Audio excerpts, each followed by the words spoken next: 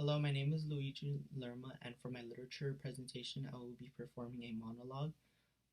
It is going to be based on the article To Anybody Going Through It by Kevin Love, who is basically a pro player for the Cleveland Cavaliers. The reason why I chose this article was simply because I believe mental health is an issue that isn't fairly discussed today, and I want to create awareness to a broader audience. So, thank you very much, and hopefully, you enjoy. Being depressed is exhausting. That's probably one of the cruelest types of irony in mental health.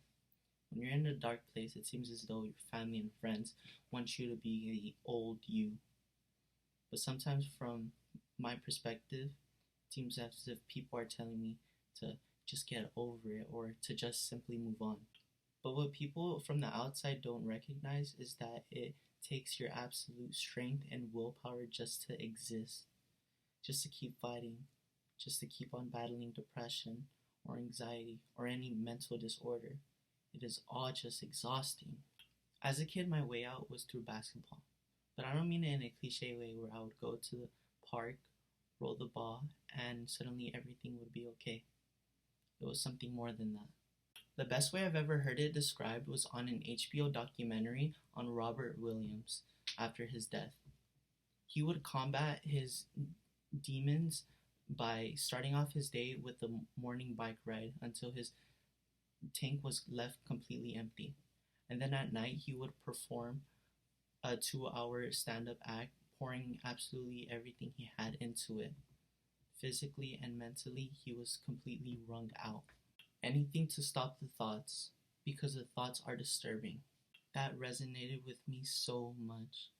Even as a kid, I would put myself through hell in order to numb my mind. I always considered this as tapping into my pain tank. If I wore myself out to the point of complete exhaustion, then mentally I would be empty. It was like I had to wring myself out completely just so at the end of the day I could remain blank. Everybody who goes through mental health issues always have a unique story, but personally my identity was very unhealthy. Even before joining the NBA or even being at college, my self-worth was through performance. This can also be seen through chefs, lawyers, or any other occupations. I just so happen to be a basketball player. I felt as though if I weren't performing, then I wasn't succeeding. I never really understand why I wasn't comfortable in my own skin. It was as if I wasn't living in the moment. It was always the next thing, the next game, and the next, and the next, and the next. It felt as if I was trying to achieve my way out of depression. Some of the darkest moments of my life included when basketball was stripped away from me.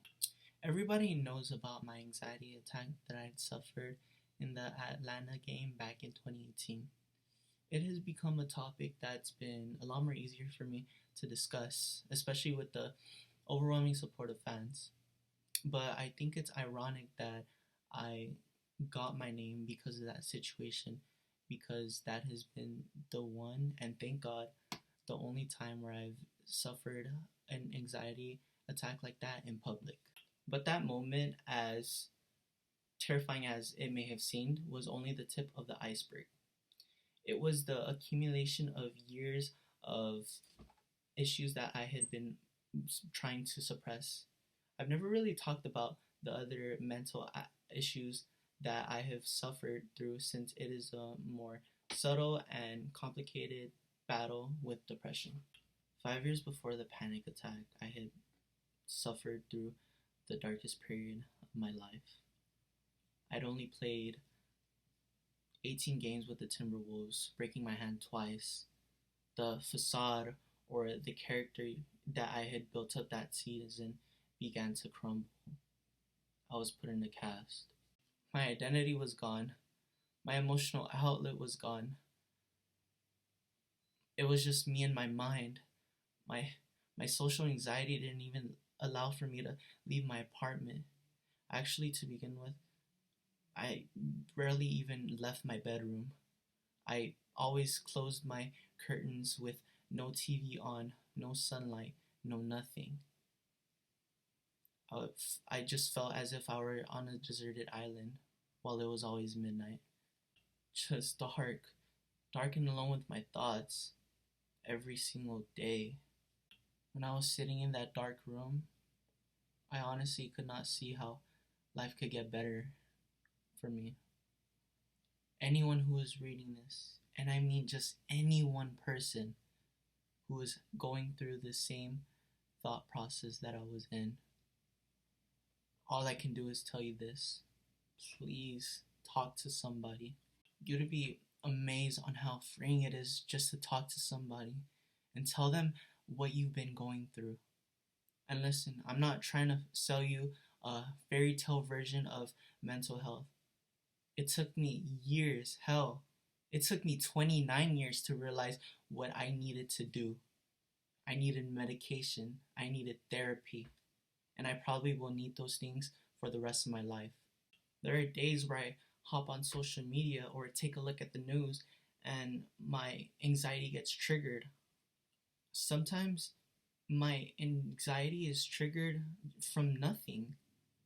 Simple negativity can lead to a spiral of overgeneralization. Oh, my coffee was shit today. I'm probably shit then. Hell, I may be even a horrible person.